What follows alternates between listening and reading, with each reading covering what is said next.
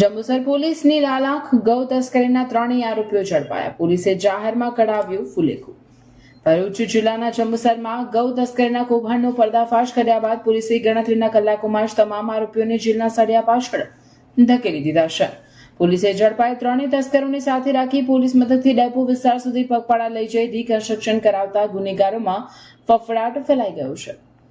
ગતરોજ જંબુસર પોલીસને બાતમી મળી હતી કે કલ્ટુ ગાડીમાં ગૌવંશની હેરાફેરી થઈ રહી છે. બાતમીના આધારે ઢાઢર નદીના પુલ પાસે નાકાબંધી દરમિયાન શંકાસ્પદ અલ્ટો કારને રોકવામાં આવી હતી. તપાસ કરતા ગાડીની અંદર ક્રૂરતાપૂર્વક બાંધેલી એક વાછરડી મળી આવી હતી.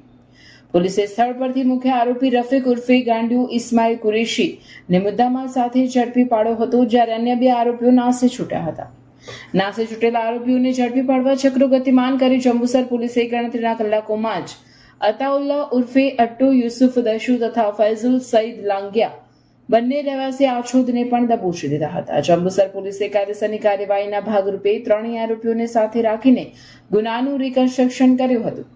પોલીસ મથકથી લઈને ડેપો વિસ્તાર સુધી આ ગૌ તસ્કરોને જાહેરમાં પગપાળા લઈ જવામાં આવ્યા હતા. પોલીસની આક્રમક શૈલીને જોઈને ગૌ તસ્કરી કરતા અસામાજિક તત્વોમાં ભારે ફાડ પડી હતી.